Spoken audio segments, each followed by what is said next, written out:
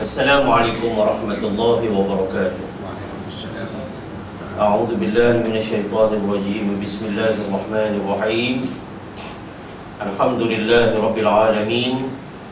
Wassalatu wassalamu ala asyrafil anbiya'i wal mursalin wa ala alihi wa sahbihi ajma'in. Subhanaka la ilma lana illa ma 'allamtana innaka antal alimul hakim. Rabbi shrah li sadri wa yassir li amri wahlul 'uqdatam min lisani yafqahu qawli. Allahumma 'allimna ma jahilna wa dhakkirna ma nasina. Allahumma anta rabbuna farzuqna al-istiqamah. Rabbana hab lana hukman wa alhiqna bis salihin. Walhamdulillahi rabbil alamin wa ba'd. Muslimin dan muslimat yang dirahmati Allah Subhanahu wa taala, alhamdulillah, syukur kehadirat Allah, salawat dan salam wa Rasulillah sallallahu alaihi wa alihi wasallam. Nawaitul i'tikaf fi hadzal masjid sunnatan lillahi taala. Alhamdulillah, kita bersama sekali lagi dalam siri pemantapan ibadah sembahyang, dan kita memfokuskan kepada rukun ibadah sembahyang itu sendiri. Dan kali ini kita masuk pada siri bilangan yang ke-27, ya, siri yang ke-27 dalam perbincangan rukun-rukun sembahyang ini. Dan menggunakan kertas rujukan asas kita berada di muka surat 33, ya, di bahagian akhir. Pecahan F di bawah tajuk perkara-perkara sunnat di dalam sembahyang, ya, dalam Arab dia kata as-sunan, ya, sunanun itu maknanya sunnat, benda-benda yang sunnat. Dia kata sunan at-Tirmizi, ya, sunnah Nabi SAW yang dibawa, yang diterangkan, yang dihujahkan, disyarahkan oleh Imam at-Tirmizi. Pulau Jawa dia ada Wali Songo, dia kata ada Sunan Ampel, dan bagai-bagai lagi sunan. Maknanya ini adalah pendukung sunnah Rasulullah sallallahu alaihi wasallam. Di sunan tu maknanya macam sunnah lah, ya. Dan kita perhatikan perkara-perkara sunat di dalam salam ini, pecahan yang kelima. Kita ulang balik, kita tengok. Memulai salam dengan muka menghadap ke arah qiblat. Ketika itu dilafazkan kalimah Assalamualaikum. Angkat muka hadap qiblat, lafazkan Assalamualaikum. Kemudian barulah berpaling sambil mengakhiri salamnya dengan lafaz Warahmatullah. Berdasarkan kenyataan Sayyidatina Aisyah radhiyallahu anha, kama qala Nabi sallallahu alaihi wasallam memberi salam terus ke hadapan. Bermaksud Nabi SAW memulakan salam sedemikian dengan ucapan warahmatullah adalah sewaktu baginda SAW berpaling ke kanan dan ke kiri. Di antara fakta yang boleh kita temui, fakta ini di dalam kitab yang dikarang oleh Al-Ustaz Dr. Wahbah Zuhaili di dalam Fiqhul Islami wa Adillatuhu. Hadis ini boleh didapati dalam kitab berikut, ya. Dan kalau kita tengok di dalam kitab yang lain, dia kata wa an yabtadi'ahu mustaqbilan biwajhihi al-qiblah wa an yunhiyahu ma'a tamami al-iltifat, ya. Memulai melafazkan salam sambil menghadapkan mukanya ke arah kiblat. Biwajhihil qiblah, mana angkat muka tu, bukannya tunduk, angkat. Dan sebab kita memang dalam posisi tunduk, jadi angkat muka tu. Assalamualaikum warahmatullahi wabarakatuh. Mazhab Syafi'i. Selama ni kita tunduk, bukan tunduk, angkat. Di mana silap tak tahulah. Sekarang kita perbetulkan. Kita tak guna mempertikaikan kesilapan. Yang penting kita membuat pembetulan, correction. itu lebih penting. Penghijrahan, anjakan paradigma ilmu itu lebih penting. Perubahan, kata orang sekarang, ya. Dan menyelesaikannya sambil berpaling, maknanya ke kanan atau ke kiri. Warahmatullah, maknanya selesai tengok kanan, atau warahmatullah, selesai tengok kiri. Kedudukan muka tetap melihat ke arah depan, tidak ada tunduk-tunduk lagi selepas tu. Sebab kita mohon permisi keluar. Baik. Macam kita lah, tunduk depan bos. Bila nak permisi kan angkat muka. Kalau tunduk, belakang pintu lah. Nak tengok pintu apa semua, angkat muka tengok pintu. Nak tunduk, nak keluar. Tidak gitu ke? Itu nombor 5. Dan kita masuk kepada bilangan 6. Bilangan 6. Apakah sunat-sunat dalam salam yang lain? Iaitu berniat salam untuk mereka yang berada di kanan dan kiri, juga yang setentang dengannya, juga yang di belakang dengannya. Ada belakang dia, setentang, depan, ya. Termasuk malaikat, jin dan manusia mukmin. Kita lafazkan salam ni niat untuk malaikat, untuk jin, maknanya jin Islam lah, bukan jin Ifrit. Dan jin-jin dalam TV tu semua jin tak boleh pakai. Ya. Ada orang nama jin pula, tak tahu lah. Tak ada nama lain. Tak kira bubur nama lain. Dan manusia mukmin, salam ni juga untuk manusia mukmin. Ya. Dikatakan bahawa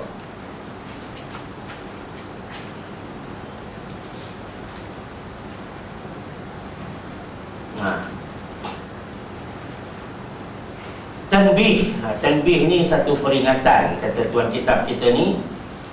Yusannu likullin minal imam wal ma'mum wal munfarid an yanwi as-salama ala man iltafata wa ilayhi mimman an yaminihi bitaslimatil ula wa an yasarihi bitaslimatil thaniyah min malaikatin wa mu'mini insin wa jinnin wa biayyatihima sya'a ala man khalfahu wa amamahu wa bil ula afdal atau kama qala. Ni dia menghuraikan fakta 6 ni tadi. Dia kata apa? Bagi setiap imam dan juga makmum. Makmum ni orang yang mengikut imam. Dan wal munfarid. Munfarid ni orang yang semayang seorang diri, lone ranger, ya. Dia semayang seorang diri. Salam bagi imam tadi, bagi makmum tadi, bagi orang yang semayang seorang diri tadi, salam itu disunatkan. Disunatkan makna buat dapat pahala. Kalau tak buat jangan lupa, makruh.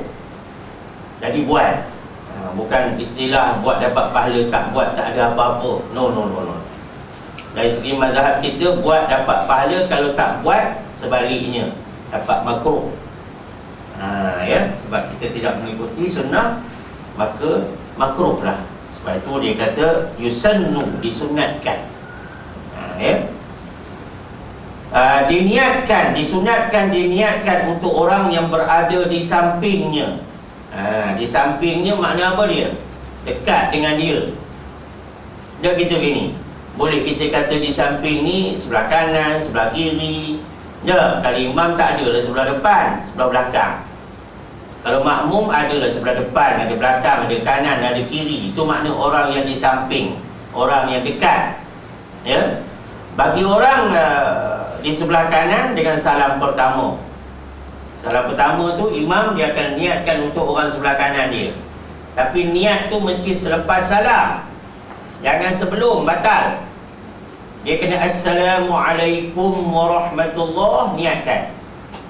Dia tak boleh niat awal. Dalam ibadat kita ni ada yang niat awal, namanya puasa, kena niat awal. Ya. Ada yang niat serentak, namanya wuduk dan mandi wajib. Contoh, namanya solat ketika takbiratul ihram, qasad, ta'arad dan ta'yin diserentak. Tapi ada niat kemudian. Bila kita lafazkan salam, lepas tu baru niat untuk orang yang di sisi kita. Jangan niat awal, tak boleh, batal. Sebab jatuh berubah niat.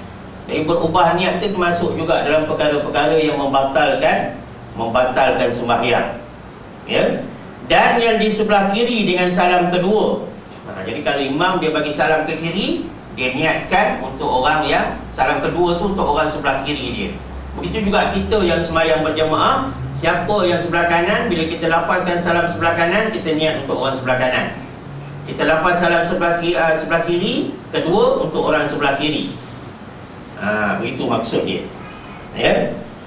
Yang terdiri salam ni juga bukan kepada untuk manusia sahaja, tetapi juga dia kata untuk malaikatin, untuk malaikat, para malaikat yang berserta dengan orang bersolat berjamaah. Ya. Wa mu'mini insin, orang beriman, orang yang beriman. Ya, wa jinnin, ya, dan juga untuk jin. Jin pun ada juga semayang dengan kita, jin Islam. Ada satu budak yang saya buat rawatan daripada Banting. Budak ni budak kecil, lelaki. Mak dia seorang cikgu jadi risau sebab anak ni boleh nampak, Allah buka hijab, nampak jin dalam masjid. Lalu satu hari tu mak dia bawa dalam pengajian muslimat, duduk tepi saya sini. Dia kata, adik nampak tak sekarang? Nampak ustaz, belakang ustaz pun dia. Ada yang tinggi, ada yang besar, ada yang kecil, dia kata. Jadi orang pula, orang Melayu Jawa Bandar ni pantang ada lain sikit orang lain, dia mula nak pergi berubat. Jadi mak ni dah naik risau, minta tolong ustaz, tolonglah. Saya kata tak minta tolong ke saya minta tolong ke Allah. Kita ni kata orang sebagai perantara saja dengan izinnya. Tolong ustaz ubatkan, dia kata kesian kat dia, tak apa ni, nanti kan terganggu dia. Nak buat lagu mana kata? Bagilah Tok Sah tengoklah benda-benda tu. Bagi Tok Sah tengoklah, dia kata. Nanti kan terganggu dia. Tak apalah, dengan izin Allah kita pun buatlah air, bagi minum, sapu muka. Lepas tu dengan izin Allah dia kata alhamdulillah tak nampak dah ustaz. Dah jadi macam budak-budak balik dah. Kalau tidak jadi macam budak-budak. Tengok datang masjid, tengok ada besar, ada tinggi, ada tengah sembahyang. Macam saya tengok tuan-tuan lah. Ada yang tidur, ada yang belum mandi pagi. Macam tu juga ya. Ada yang datang tu niat lain. Ada juga tu nawaitu tu kan, kita tengok ya. Kalau kat sekolah tu senang, saya ambil kapur saya balik kan. Kalau tak mau belajar tu, dia macam tu lah. Dia budak-budak dia pun dia tengok dia macam. Baik. Nak ceritanya, salam itu diniatkan kepada malaikat, orang-orang yang beriman dan juga jin, serta dari arah mana saja bagi orang yang berada, sama ada di belakang atau depan. Sedangkan yang pertama lebih afdal, mana salam pertama tu dah kita niatkan awal-awal lagi, tak payah tunggu salam kedua. Salam pertama tu sebab status dia wajib. Status salam pertama tu wajib. Ya. Baik, tuan kitab kita kata lagi, walil ma'mum an yanwi ar-radd an yanwi ar-radd 'ala al-imam bi ayyi salamaihi sya'a, in kana khalfahu bil-thaniyah, in kana 'an yaminihi, wa bil-ula in kana 'an yasarihi, atau kama qala. Dia kata makmum yang berada di belakang imam, makmum yang berada di belakang imam hendaklah berniat menjawab salam imam dengan salam yang mana sahaja. Imam bagi salam pertama ke kedua, makmum niat jawab salam. Syaratnya makmum pun lepas dia lafazkan salam dia sendiri. Jangan duduk dalam sembahyang pergi jawab salam pula, tak boleh. Ya, macam kita dalam jamban lah, orang bagi salam, siapa tak reti? Yang bagi salam tu dah tak reti, walaupun nampaknya reti. Nak melafazkan salam tu nampak reti lah dah. Reti tau, reti, faham? Nampak macam faham lah orang yang bagi salam ni, Datuk dah. Tapi apa buatnya orang dalam jamban bagi salam? Habis yang dalam jamban ni, status dia bergantung tindakan dia. Kalau dia jawab, dia pun 2 kali 5. Sepatutnya. Tapi kalau dia tidak jawab, sepatutnya dia lepas dia selesai istinja dia baru dia jawab. Macam kita nak masuk jamban juga. Baca doa sebelum masuk. Langkah kaki kiri, alas kaki, tutup kepala sebelum masuk. Kemudian doa keluar tandas setelah keluar, bukan dalam tu. Setelah keluar. Sebab tu doa masuk tandas, keluar tandas. Kalau di pejabat di sekolah ditampal di dinding luar, bukan di dinding dalam. Cara nak menampal pun kan ada ilmu. Jadi cerita ni begitulah. Jadi bila makmum belakang imam ni, ya, dengar imam lafazkan salam, makmum bukan jawab masa dia dalam sembahyang. Dah sama-sama dah. Lepas salam kedua tu barulah menjawab. Macam kita dengar orang bagi salam, kita tengah buang air dah. Sama ada dalam tandas atau dalam bilik air. Kan? Arab kata khala, toilet. Ya. Jadi masa kita dalam bilik air, kita haram jawab salam tu. Sebab itu nama-nama mulia, barang-barang yang ada nama-nama mulia tak boleh bawa dalam jamban. Handphone yang ada azan ke apa, kena silence mode. Kalau tidak dia berbunyi dalam jamban tadi, tak pasal. Tapi ada tu tak salah. Walaupun orang nak bincang, lantak dia nak bincang berapa puluh hari pun. Tapi mana lebih baik, dengar azan ke, dengar ayat Quran, dia boleh dengar lagu pop ye punya ringtone. Atau bunyi suara hantu buat tu. Jadi macam ni. Dia nak ceritakan bahawa dah keluar daripada tandas dan istinja, baru waalaikumsalam. Walau orang yang lafazkan salam tu tak ke mana dah pergi lah. Sebab yang memberi salam itu sunat, yang menjawab salam itu wajib. Tapi jangan dimain-mainkan pula salam tu. Budak-budak muda ni, Assalamualaikum, tak buat dosa. Siapa yang dosa? Gitu ya. Atau orang Cina nak mainkan salam, tak boleh lah. Orang salam ni istilah Islami. You nak lapan salam, you masuk Islam dulu. Kalau tidak, you sekadar mengambil hikmah atau kandungan daripada nilai murni yang ada dalam Islam, tak apa. Mu nak baca Quran tak boleh. Mu nak ambil kandungan Quran tak apa. Moga baca Quran ni ada adab. Tak payah nak keliru. Ustaz ni kata begini, guru ni kata begini, mufti. Tak perlu. Benda tu senang je. Ini semua mainan akhbar saja. Orang alim dia tak dia cakap benda. Sebab kita kena tahu siapa guru kita.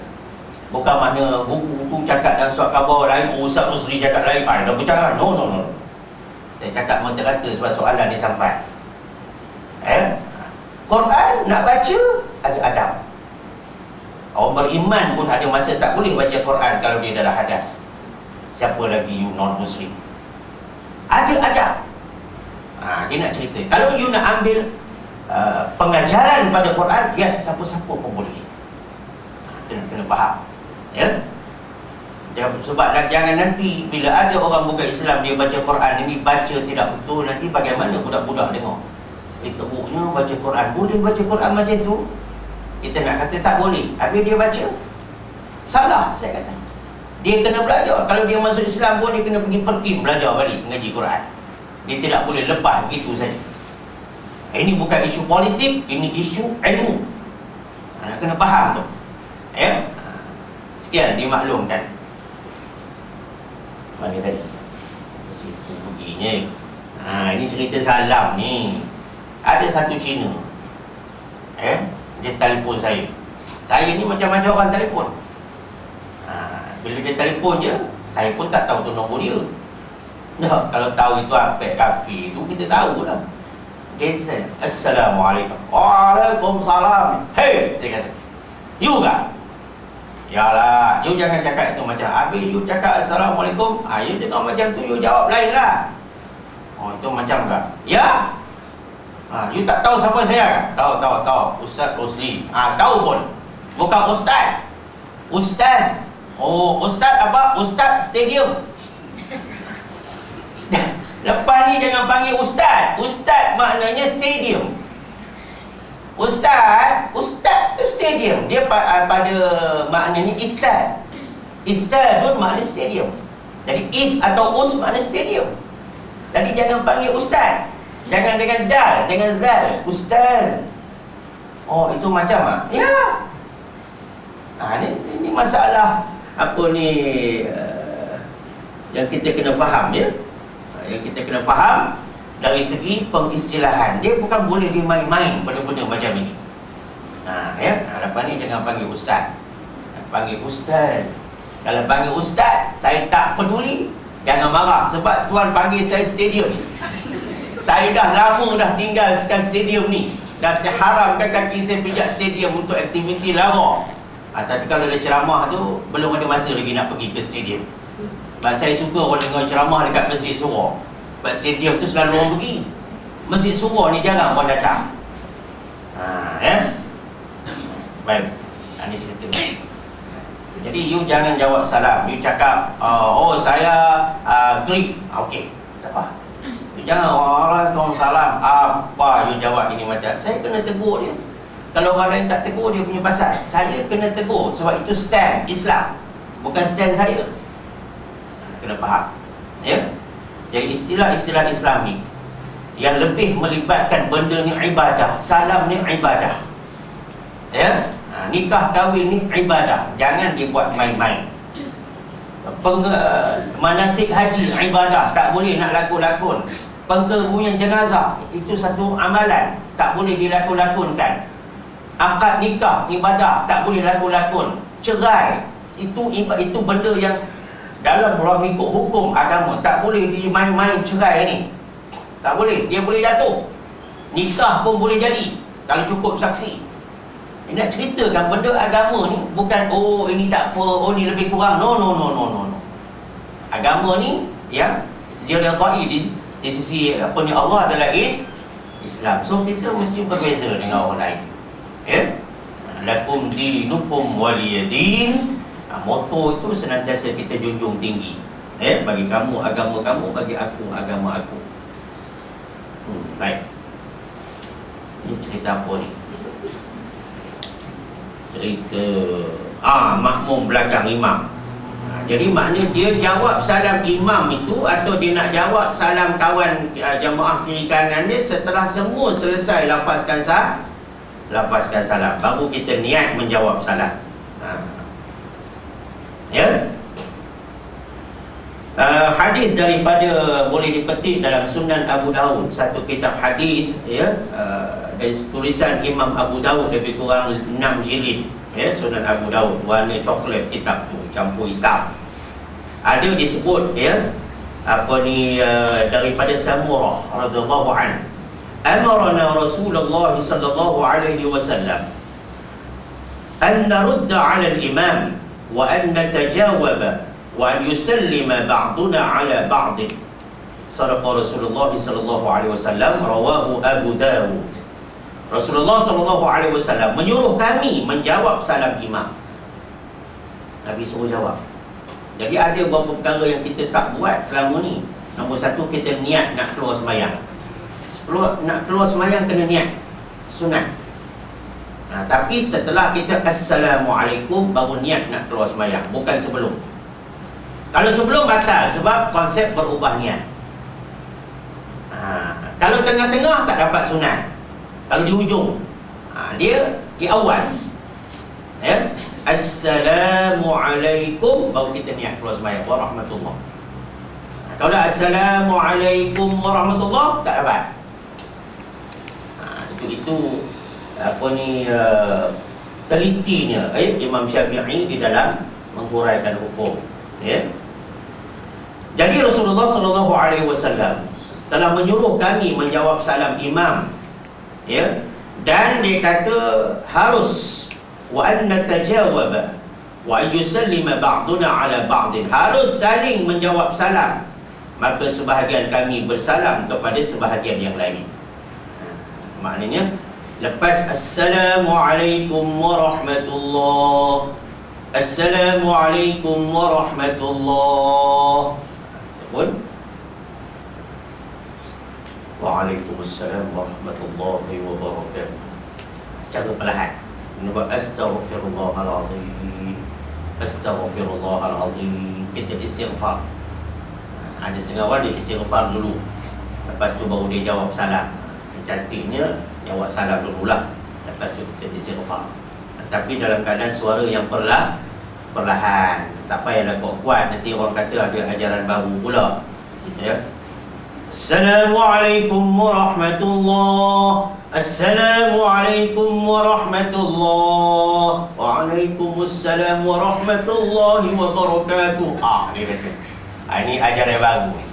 Siapa dia ajar? Nanya lagi. Sambung. Kita tidak ajar gitu. Sebab benda-benda sunat ni, kau mana perlu pohon, tahu pohon? Perlahan. Tidak perlahan. Perlahan. Kan? Jadi suara perlahan tu, suara tu sil secara perlahan. Ya.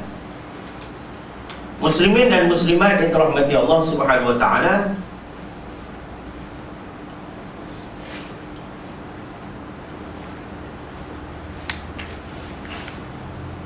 kemudian diterangkan lagi, selain daripada dia menerangkan tentang makmum di belakang imam, tuan kita terangkan pula cerita makmum dengan makmum pula. Tentang salam ni nak ceritakan, menjawab salam ni bukan di luar semayang saja. Ya, maknanya di dalam perkara yang mengikuti semayang pun kita digalakkan melafazkan salam di antara satu sama lain. Sebab itu Rasulullah SAW apabila tiba saja di Madinah Al-Munawwarah dalam misi hijrah Rasul, ya, hijratul Rasul, maka Nabi berdiri di antara orang Ansar dan Muhajirin, maka Nabi menyampaikan mesej hijrah. Ya, ya ayyuhan nas, kata Nabi, wahai manusia sekalian, afshus salam, sebarkan salam, kata Nabi. Nabi, arahan hijrah Nabi yang pertama, suruh orang Ansar dan orang Muhajirin ni sebarkan salam antara satu sama lain. Sebab salam ni adalah doa. Maknanya Islam suruh kita mendoa antara satu sama lain. Malahan dalam ajaran yang diterangkan oleh baginda Rasulullah SAW, apabila kamu bertemu saudara Islam kamu yang lain, ya, elok bagi kamu tanya hal keadaan saudara kamu yang tidak ada dalam dekat dengan kamu. Kamu kena tanya, apa khabar si fulan? Lama dah tak nampak. Maka kita dapat berita. Bila dapat berita, mari sama-sama kita doakan bagi saudara kita itu. Nabi suruh doakan walaupun tidak berada di depan mata. Maknanya Nabi suruh ni dia buat. Dia suruh apa? Suruh kita melafazkan salam antara satu sama lain. Ni kalau nak cerita bab salam, dia kena mau 2-3 siri bab salam saja. Hukum salam, melafazkan salam di dalam Islam. Tak apa. Kita nak ceritakan bahawa disebut wa yusannu an yanwiya ba'dul ma'mumin ar-radd 'ala ba'din fayanwihi man 'ala yaminil muslim bitaslimati ats-thaniyah wa man 'ala yasarihi bil ula wa man khalfahu wa amamahu bi ayyatihima syaa wa bil ula aula atau kama qala. Apa dia kata? Dia kata sebahagian makmum pula, dia kata disunatkan berniat menjawab salam sebahagiannya lagi. Mana makmum dengan makmum? Tadi makmum dengan imam. Ni makmum dengan makmum pun disunatkan menjawab salam di antara satu sama lain. Orang yang berada sebelah kanan disunatkan berniat menjawab salam orang dengan salam yang kedua. Dan orang yang berada di sebelah kiri dengan salam pertama. Sedangkan orang yang berada di belakang maupun di depan dengan salam yang mana saja sekendaknya. Tetapi wabil ula aula, ya? Salam yang pertama itu lebih utama. Maksudnya salam pertama itu statusnya wajib. Jawab yang itu lebih utama. Ya? Muslimin dan muslimat yang dirahmati Allah Subhanahu wa taala. Saya nak merujuk balik kepada nombor 2, berniat keluar solat pada permulaan salam yang pertama. Sebab dulu kita tak baca dia punya dalil, dia punya hujjah, dia punya syahid dia. Jadi kita baca dalam siri yang ke-27 ini, dia kata apa? Yusannu niyatul khuruji minas salah bitaslimatil ula. Ya. Khurujan minal khilafi fi wujubiha. Dia kata berniat berniat keluar dari sembahyang dengan salam yang pertama, supaya keluar itu dia keluar daripada ikhtilaf, perbezaan pendapat dengan faham yang mewajibkan. Walaupun saya dah urai dulu, cuma kita nak baca dia punya syahid dia, bukti dia bahawa di antara perkara yang sunat iaitu kita niat untuk keluar sembahyang.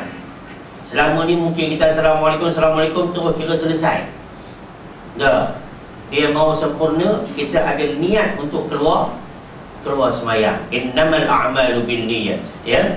Sah sandaran amalan seseorang itu berdasarkan kepada niat.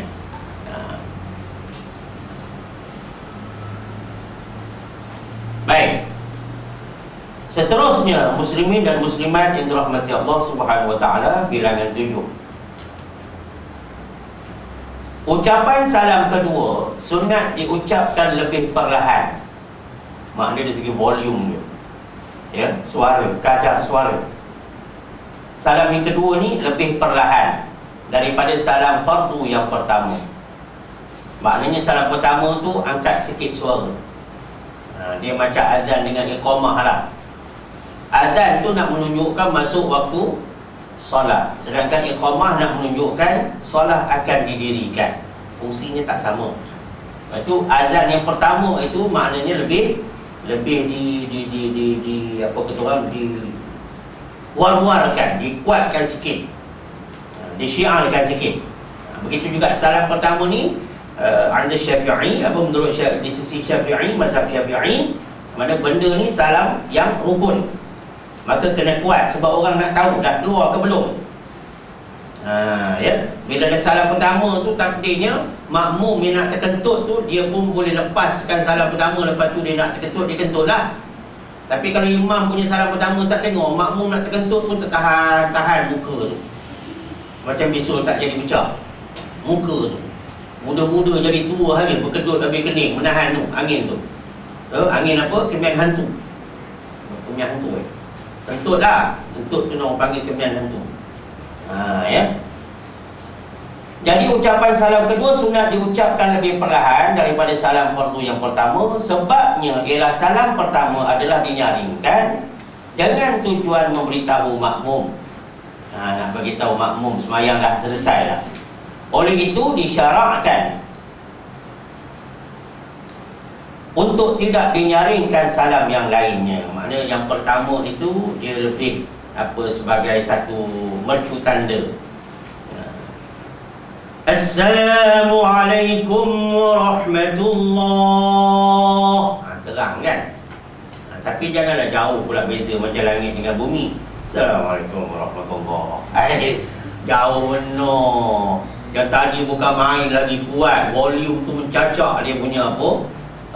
Grafik equalizer dia tu tercacak begitu. Salam kedua pula macam berbisik dari kelambu pula suara tu.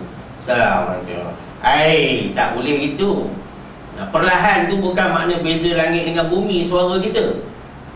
Tapi kalau kita nak buat sama pun tak ada hal. Cuma elakkan jangan salam kedua tu lebih kuat pada salam pertama. Assalamualaikum warahmatullah. Assalamualaikum warahmatullah. Itu kalau ada dia punya grafik tu, memang salam kedua saya itu perlahan sedikit. Intonasi dan juga tune kita tu memang yang kedua tu perlahan. Ya, ini ilmu kawalan suara. Assalamualaikum warahmatullah. Assalamualaikum warahmatullah. Itu kira pelan lah tu. Dia kalau sama lain. Assalamualaikum warahmatullah.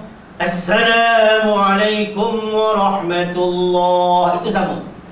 Tapi kalau Assalamualaikum warahmatullah. Assalamualaikum warahmatullah. Itu kira dah perlahan. Tapi janganlah makan panadol lonjong pula nak mencari beza suara ni. Tak kena, dia kata. Tak kena macam ustaz. Jangan ada ustaz lah. Ustaz, tidak ustaz. Mu jangan panggil aku stadium. Aku dah toksi nak masuk stadium lagi dah. Begitu Jadi maknanya jangan terlampau ketara. Assalamualaikum warahmatullahi. Assalamualaikum. Itu tak faham namanya tu. Bukan maksud itu. Beza sampai hitam dengan putih beza, tidak. Dia kalau beza-beza pun putih dengan kelabu, itu saja. Kalau hijau pekat dengan hijau muda, bezanya begitu saja. Dia tidak obvious. Cakap jauh pula bagi ni. Tidak terlampau ketara sangatlah dia punya perbezaan tu. Mana tadi tu?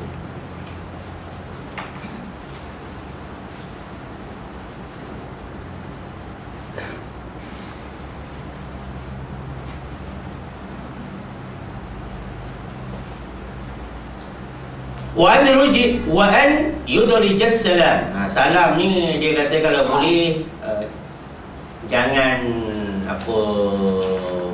lambat sangat. Salam ni kalau boleh cepat sikit.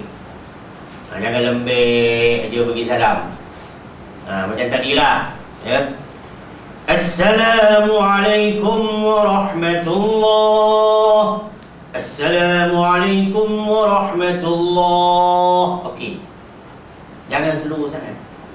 Assalamualaikum warahmatullahi. Macam adun bersara je. Nak ucap salam pun macam wakil rakyat. Assalamualaikum. Orang suspend je. Macam nak tengok nampak anak bulan raya dengan puasa.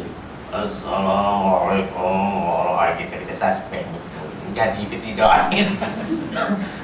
Sepatutnya kena segar sikit lah segar sikit. Sebab orang nak dengar berita segar. Berita segar, dia kena, caranya pun kena segar. Jangan mensuspend kan. Assalamualaikum warahmatullahi. Assalamualaikum warahmatullahi. Mengapa pula berhenti dekat kum tu? Tak ada hukum suruh berhenti. Dari segi tajwid pun tak betul. Itu panggil izhar syafawi asyad. Mim mati jumpa dengan waw, bukan suruh saktah. Assalamualaikum warahmatullahi. Tak betul. Sah lah tapi tak betul sebut macam itu. Dia mau teruskan, tidak ada putus suara. Assalamualaikum warahmatullahi. Tapi janganlah tuan-tuan angkat tangan macam tu pula. Kena salam angkat tangan. Rupanya selama ni kita tak angkat tangan. Saya nak tunjuk tu muka tengok ke depan. Ini alat dia ni tengok ke depan. Tu makna gini. Tadi gini, gini. Pun lain-lain punya. Janganlah tuan-tuan fokus benda yang tak perlu difokus. Nak cerita dia. Jadi salam ni cepatkan bagi salam, jangan cepat sangat.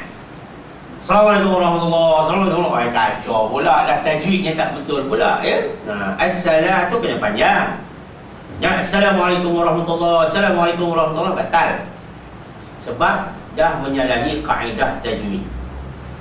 Assalamualaikum warahmatullahi, mana boleh? Assalamualaikum warahmatullahi, mana lam alif? Kadang-kadang kalau kita amati, ada yang Assalamualaikum. Assalamualaikum. Dimatikan pula mim, lepas tu dihidupkan balik. Nak kata sabdu, dia tak tengok. Assalamualaikum warahmatullahi. Assalamualaikum warahmatullahi. Salah. Assalamualaikum warahmatullahi. Assalamualaikum warahmatullahi pun salah. La tu mau dua harakat panjang. Mana kalau cepat sangat pun tak baik. Takut-takut batal. Lambat sangat sampai ada saktah pun tak bagus. Tidak menepati kaedah sebutan dan bacaan. Jadi salam yang pertama tu kuatkan suara, dan salam yang kedua itu kita perlahankan suara. Perlahankan sedikit suara, jangan ketara sangat. Muslimin dan muslimat yang dirahmati Allah Subhanahu wa taala. Kemudian kita perhatikan bilangan 8. Sunnah. Sunnah menyapu serta berdoa. Menyapu ni ambil batang penyapu pula. Sini makna menyapu ni, tangan tu letak muka. Ni istilah menyapu. Sunat menyapu serta berdoa ketika itu. Bila?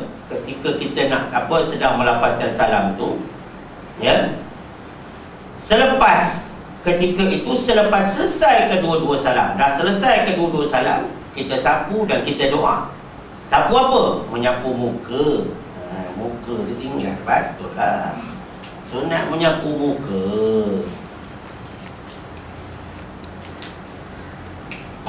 Dalam setengah hadis, dia tak sebut muka, dia sebut dahi. Dalam hadis yang lain pula, dia sebut dahi dan muka. Dahi dan muka. Ada satu sebut dahi, ada satu versi dia sebut dahi plus muka. Alah, macam kita wuduk jugalah. Sebenarnya bukan menyapu rambut. Dan kalau kita kata menyapu kepala pun kurang tepat. Sebenarnya Nabi tunjuk ketika wuduk ni menyapu ubun-ubun kepala. Nampak dia punya spesifik dia tu. Ubun-ubun kepala. Mu ada rambut ke, mu botok ke, mana mu sapu ubun kepala. Bukan mu sapu rambut. Nanti orang perempuan kan dia sapu rambut, dia ambil rambut dia yang berjulai tu, dah terjulai, dia sapu rambut gitu. Tidak begitu. Ataupun dia biar je rambut ada jambul tu, dia tak boleh. Bukan sapu rambut, sapu ubun-ubun. Begitu juga dalam bab menyapu muka ni, ya. Yang disuruh kita sapu dahi ni dulu, ya. Lepas tu tarik muka. Dan Nabi sebab ada janggut, dia terus kepada janggut. Perempuan tak payahlah nak ambil sunat janggut, tak ada, tak payahlah buat gini pula. Perempuan dah, orang lelaki yang tak ada janggut, simpan-simpanlah janggut, tapi bela dia elok. Yang tak ada janggut pemalu nak tumbuh, sapu dagu je. Okay. Itu perbuatan Nabi sallallahu alaihi wasallam. Jadi sunat menyapu muka, maknanya sunat menyapu dahi beserta muka. Nanti ada saya bagi syahid dia, bukti. Serta berdoa ketika itu selepas selesai kedua-dua salam. Ini adalah berdasarkan kepada hadis daripada At-Tabarani dan Ibnu Sinni atau Ibnu Sunni. Saya nak bacakan daripada kitab ni. Kitab ni bernama Bughyatul Mustawshidin. Kitab ni, ya, fi talkhisi fatawa ba'd al-a'immati min al-ulama' al-mutaakhirin. Ni kitab ni, ya. Kitab ini muslimin muslimat yang dirahmati Allah Subhanahu wa taala adalah himpunan fatwa. Fatwa disebut fatwa. Fatwa lah, bukan betul. Fatwa ni benda yang dah diputuskan hukumnya, ya, kemudian diwartakan, ditulis, dibukukan, ya. Ulama ini wafatnya tahun Hijri 1320. Sekarang dah 1430. Dah berapa tahun? 100 lebih tahun kan. Dia tulis kitab ni. Sebabnya dia tulis ni sebelum dia wafat. Mana dah 100 lebih tahun dia tulis, ya. Yang dihimpun benda ni oleh As-Sayyid Al-Syarif Abdul Rahman bin Muhammad bin Al-Husain bin Umar Al-Masyhur bi Ba'alawi. Inilah ulama yang nama dia diambil sebagai nama masjid di Singapura, di Bukit Timah, sebelah hotel 5 bintang tu, Masjid Ba'alawi. Saya dulu selalu ke sana.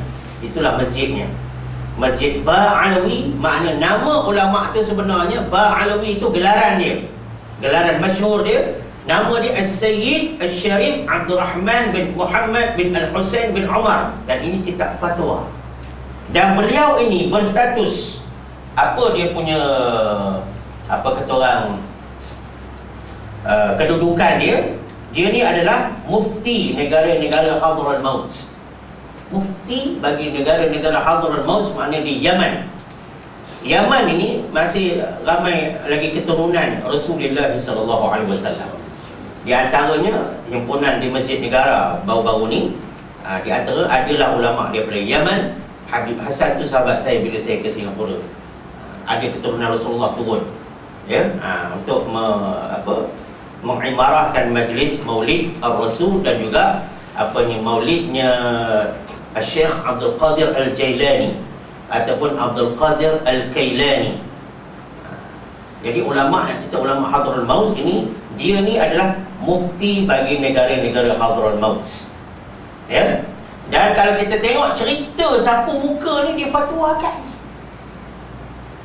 bukan sekadar ditulis begitu, tapi difatwakan. Hukum sapu muka ni di bawah bab sunanus salat, sunat-sunat semayang, pada muka surat 58. Saya buat homework, muka surat 58, di bawah tajuk sunanus salat, ya. Dan cerita sapu muka ni berada di bawah muka surat 64. Muka surat 64 di bawah faedah kegunaan. Orang Melayu pun kata faedah juga. Arab sebenarnya faedatun, makna kegunaan, ya. Bawah muka surat 64 apa dia kata, ya. Dia kata sini dalam ni di bawah sekali, faedatun rawa Banu Mansur annahu sallallahu alaihi wasallam kana idza qada salatahu masaha jabhatahu bikaffihi al-yumna thumma amarraha ala wajhihi, ini dia, hatta ya'tiya biha ala lihyatihi syarifah. Ini kata janggut tu, disebut dahi, disebut muka, disebut janggut Rasulullah sallallahu alaihi wasallam. Ini keturunan Rasul ni, ulama-ulama di Hadhrul Maut. Bukan takat Mesir je, Mesir pun ramai tidak keturunan Rasul. Ini keturunan Rasulullah di Hadhrul Maut. Dia cerita siapa yang lebih layak bercerita tentang keturunan dia. Itu dari segi analogi, dari segi logiknya. Siapa yang layak bercerita tentang saya? Tentulah keluarga saya. Tak gitu gini. Yang layak bercerita tentang tuan-tuan tentu keluarga tuan-tuan. Lepas tu baru orang-orang yang dekat. Dekat macam mana tuan-tuan dengan saya pun, tuan-tuan tak tahu banyak tentang saya. Keluarga saya yang tahu. Tuan-tuan tahu saya punya saiz baju? Itu tak? Kadang-kadang isteri pun tak tahu saiz suami. Tahu-tahu, tapi suami jarang tahu saiz isteri. Kan gitu gini. Begitulah hebatnya seorang isteri.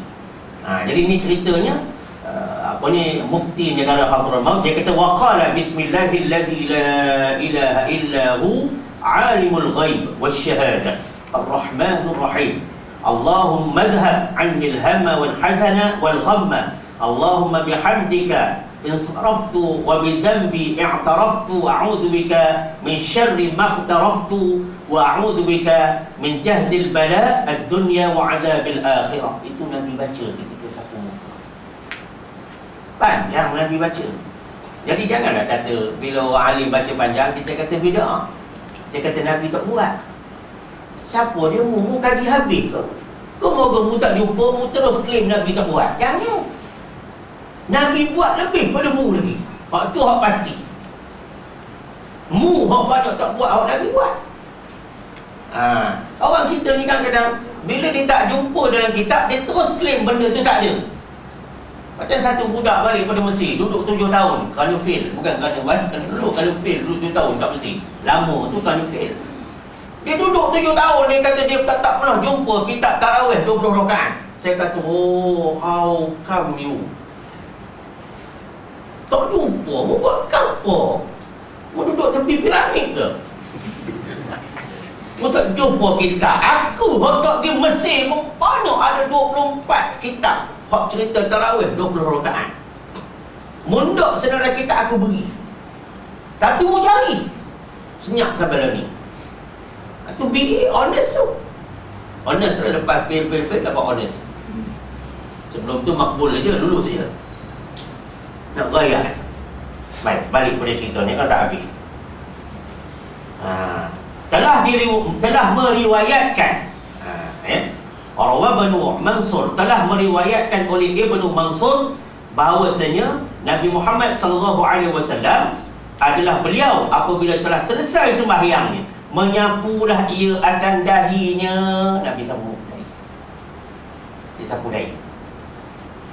Dan dengan tapak tangan kanannya kemudian dilalukannya di atas wajahnya, lalu atas wajah, sehingga sampai atas janggutnya yang mulia. Dia sapu dulu dahi ni, tekan dulu, lepas tu dia sapu sampai kepada janggutnya yang mulia. Itu cara Nabi sapu muka. Ya. Sambil diucapkannya, makna Nabi berdoa dengan nama Allah, tiada Tuhan yang sebenarnya melainkan Dia, Maha mengetahui yang gaib dan yang hadir, yakni yang zahir, Maha pengasih lagi Maha penyayang, ya Allah. Ya, maknanya lalukanlah, makna hilangkanlah daripada aku duka cita. Duka cita. Hamma yahummu hamman mahammatan. Hamma hammun, jamak dia humumun, makna susah. Buangkan daripada aku rasa susah. Hamman. Ya, dan juga rasa hazan. Hazan ni duka cita, susah hati. Susah pun kau buang ya Allah, susah duka cita pun kau buang ya Allah. Ya. Dan juga Nabi minta satu lagi, wal ghamma, dan juga kekesalan, kesal. Jangan jadi aku ni kumpulan orang yang menyesal. Jadi itu yang Nabi berdoa apabila dia sapu muka. Ya, ya Allah, dengan pujian Engkau aku berpaling. Dengan pujian Engkau aku berpaling. Malu aku ya Allah, malu. Ya. Dan terhadap dosaku aku mengaku. Aku berdosa denganmu. Ni aku berlindung dengan Engkau daripada kejahatan apa yang aku lakukan, dan aku berlindung dengan Engkau dari keberatan cubaan, mana ujian dunia dan juga ujian akhirat. Minta jauh daripada ujian, sebab aku ni lemah, wahai Tuhan. Itu yang Nabi baca ketika dia sapu dahi muka terus ke janggut dia. Kalaulah kita claim kata orang kat Mekah saja tak sapu muka, dia tak sapu muka, dia punya masalah. Tapi dalam kitab fatwa ni kata Nabi sapu. Tak cerita. Ini pun orang Arab juga. Arab mana pun nak ikut. Arab ni berstatus mufti. Sampai TV kita buat bicara mufti, nak tunjuknya mufti punya cerita tu penting. Dan kita gini. Baik, ni boleh kita rujuk pada muka surat 64. Nak ceritakan bahawa muslimin muslimat yang dirahmati Allah Subhanahu Wa Taala, cerita sapu muka ni jangan duk kelentong-kelentong lepas ni. Jangan duk tak yakin lagi lepas ni. Kadang-kadang pergi umrah 12 hari Datuk balik dah tak nak sapu muka. Dekat Subang Jaya dulu dia panggil satu ahli agama daripada Mekah. Orang tu sebenarnya daripada keturunan Indonesia tapi duduk di Mekah. Panggil cerita ceramah umum dekat satu masjid di Subang Jaya. Dia pun ceritalah, masuklah bid'ah dia. Dia ni Wahabi ada ni. Itu tak boleh ni, tak boleh ni. Lepas tu anak mengajar, dia orang tanya, Ustaz, macam mana cerita ni? Itu ada orang pada Mekah cerita sapu muka ni bid'ah. Mulalah peluhan nak keluar. Mula temperature mula naik. Tak apa, saya kata. Nanti coming soon saya akan photostat satu. Masa tu saya belum ada kitab lagi. Ada kitab lain yang menceritakan Nabi SAW. Kitab itu dikarang oleh ulama Madinah. Ulama Madinah. Bila kata ulama Madinah, kuat dia punya aura tu kuat. Ya. Dia tulis dalam tu memang Nabi sapu muka, dan Nabi baca satu doa yang berbunyi, Asyhadu an la ilaha illallahur rahmanur rahim, Allahumma dhahab 'annil hamma wal hazan. Boleh baca wal hazan, boleh baca wal huzna. Wal huzn pun boleh, wal hazan pun boleh. Dua-dua boleh. Tak ada masalah. Jadi maka setiap minggu berikutnya dah datang, berebut dah orang ambil. Dan kita syarah benda tu tentang Nabi sapu muka. Yang seronoknya doa lepas sembahyang bid'ah. Tapi elok aja lepas sembahyang orang tolak dia gini, dia baca doa pula. Masa minum teh, ya Syekh, Apa pasal tadi tuan kata doa bid'ah tapi tuan baca? Ya, sini Malaysia. Malaysia kena baca lah. Nak cerita. Baru ni kita semayang kat Syahadah satu surau. Kita harap mana muda dia tolak jadi imam maghrib. Bismillah memang tak bunyi lah. Tak apalah, Mekah pun tak bunyi juga. Pas semayang tu ada zikir, tapi tak bunyi juga zikir. Pas tu bangun cokoh tu bin. Saya risau orang perempuan duk tunggu nak aminkan doa. Rupanya Pak Syekh ni dah keluar berjalan. Dah kau wirid tadi, apa salahnya kau angkat tangan baca doa Rabbana atina fid dunya hasanah. Lepas tu Isyak tak jumpa. Ana mau juga pegang dia. Nak cerita, Ana rasa Iran Datuk Iraq budak. Jadi tak baca doa lepas semayang. Patutnya macam Pak Mekah tu dah, Malaysia. Patutnya baca lah. Rakyat orang Malaysia bukannya salah baca doa tu. Jangan kerja gini. Wirid tu buat pula. Agak dia pun dengar ada satu pendapat ahli sufi yang mafhumnya au kama qal, siapa yang tidak berwirid selepas sembahyang maka dia macam monyet. Siapa tak wirid lepas sembahyang, ahli sufi kata macam monyet. Itu anda dapat fakta tu daripada almarhum Ustaz Husin Unang. Siapa tak wirid lepas sembahyang sama macam monyet. Lepas tu janganlah jadi monyet. Mana wiridlah kita lepas sembahyang. Nak cerita. Jadi muslimin muslimat yang dirahmati Allah Subhanahu Wa Taala, ya. Cerita sapu muka ni kita tak payah nak bising-bising lagi. Tak payah kita nak kata bid'ah lagi. Siapa yang nak kata bid'ah tu suruh jumpa saya nak suruh dia baca kitab. Kalau tak ada kitab ni, jangan terus kata bid'ah. Sebab benda ni telah difatwakan. Ya. Jadi kita bukan nak ikut Arab, kita nak ikut Rasulullah sallallahu alaihi wasallam. Nak kena faham. Ya. Maka dia kata lagi yang ke-9, jadi sapu muka tu macam mana? Ibarat sini, kalau kita sembahyang buka dah cermin mata. Tak? Lebih-lebih cermin mata tebal 1 inci. Ada satu orang kat mana sembahyang tepian kebetulan lepas bagi salam ke kiri tu, dia salam lebih cepat sebelah kiri anda nampak dari sapu muka dan dia pakai cermin mata. Tuan-tuan tahu dia buat macam mana? Mata anda nampak dia buat ni. Pandangan sisi kan?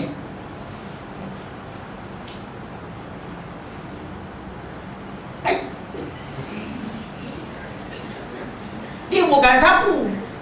Dia lalu begitu je. Macam buat magic show. Dia lalu tak kena pun dari, tak kena cermin mata dia kan kena lap pula. Dia lalu hidung tak kena apa tak kena.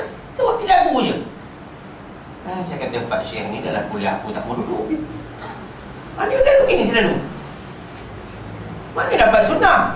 Sunnahnya buka cermin mata. Yang perempuan ni ramai pakai cermin mata. Semayang buka cermin mata. Jangan tak reti-reti. Lelaki pun 2 kali 5, 5 kali 2. Semayang buka cermin mata. Memutakuk budak pijak cermin mata musibah dan beg ke kapal. Semayang, orang-orang beriman semayang buka cermin mata. Bukan kerana Nabi tak pakai cermin mata. Sebab cermin mata ni mengganggu. Bila kau sapu, dia tak akan dapat sunnah sapu muka. Kapal. Semayang buka cermin mata. Sapu letak di dahi ni, gosok sikit, sapu. Lelaki terus terus ke janggut. Sapu dahi dulu, lepas tu muka, terus ke dagu. Sebab di tempat janggut. Itu cara kita sapu muka. Baik lelaki, baik perempuan. Siapa nak ajar benda? Kadang-kadang kita bukan belajar terus, tapi kerana ada orang cakap bid'ah, Nabi tak buat, kita terus kata Nabi tak buat. Siapa kita? Kita minta fakta yang menceritakan Nabi tak sapu muka. Jangan kerana tak ada, kita kata Nabi tak buat. Sedangkan ada. Kita nak hujah, kita mesti ada ayat yang kata Nabi tak sapu muka. Sekarang ayat ni kata Nabi sapu dahi, sapu muka, sapu janggut. Cara hujah. Saya suka benar benda-benda ni Datuk. Sebab saya dulu pembahas masuk debate. Bila debate kita suka tunjuk ni. Itu dapat apa ni, pembidato terbaik. Tak tanya saja nak royak. Saja nak royak macam-macam lah, paper cutting lah, apalah tunjuk itu, quote sini apa semua. Sebab itu cara kita debat. Bukan semesti lawyer yang salah pun boleh menang. Bukan masalah itu. Tapi ini cerita, ini fakta, bukan auta. Ada fakta auta pula Ada satu radio, fakta auta. Saya kata karen ujung tu. Auta karen mana? Bom punya orang. Ada fakta auta pula. Okey, jadi itu sapu muka kena faham. Letak di dahi dulu. Bermakna janganlah sapu muka pergi bubuh atas, bubuh-bubuh pula dulu. Ada orang sapu muka macam-macam style tu dia. Assalamualaikum warahmatullahi wabarakatuh. Assalamualaikum warahmatullahi. Dia melompat-lompat. Puk. Tak dapat sunnah. Siapa suruh bubuh-bubuh? Kata gali. Tak sebut pun ubun-ubun. Ini kita hujah macam ini sebab ada. You jangan cakap benda yang tak ada. Jangan you rangka-rangka. Benda ada. Bukan Nabi letakkan ubun, Nabi letak dekat dahi. Paling lengkap dahi. Bila fatwa dia kena lengkap. Ya, tak dahi, sapu, terus ke dagu, janggut. Maknanya tak perlulah kita salam sekarang ni bubun. Ada tu pegang ekor serban dulu tu. Ekor serban orang lompat-lompat pula. Macam-macam cara. Ada tu pegang hidung macam tu. Assalamualaikum warahmatullahi wabarakatuh. Ingus tu salah orang. Ya, tak nak cerita. Kita tengok macam-macam style orang sekarang. Ada tak Assalamualaikum warahmatullahi, Assalamualaikum warahmatullahi wabarakatuh. Jadi jangan buat benda-benda macam ni. Ya, sapu, dahi, muka, dagu. Itu cara dia. Ya. Ada pula Assalamualaikum warahmatullahi, Assalamualaikum warahmatullahi. Sapu dua-dua pula betul. Nabi dengan tangan kanan, bukan dua-dua tangan. Spesifik, Nabi tangan kanan, bukan dua-dua tangan. Kalau you nak sujud syukur, you nak sapu dua-dua, itu tak apa. Tapi bila salat, tangan kanan. Boleh faham? Allahu Akbar. Sampai situ dulu nampaknya. Dan kita akan masuk nanti pada seri ke-28 nanti, bilangan 9. Dan sebagai penutup kepada rukun, kita akan masuk tertib. Next stage coming soon. InsyaAllah. Semua yang baik daripada Allah, silap kelemahan saya sendiri. Wabillahi taufiq wal hidayah. Wassalamualaikum warahmatullahi wabarakatuh. Bismillahirrahmanirrahim. Allahumma arhamna bil Qur'anil Karim waj'alhu lana imaman wa nuran wa hudan wa rahmah bi rahmatika ya arhamar rahimin. Walhamdulillahi rabbil alamin. Subhanallah bihamdihi, subhanakallahumma bihamdik, asyhadu an la ilaha illa ant, astaghfiruka wa atubu ilaik. Bismillahirrahmanirrahim. Wal 'asri innal insana lafi khusrin illa alladhina amanu wa 'amilus shalihat wa tawasaw bil haqqi wa tawasaw bis sabr. Shadaqallahul 'azim.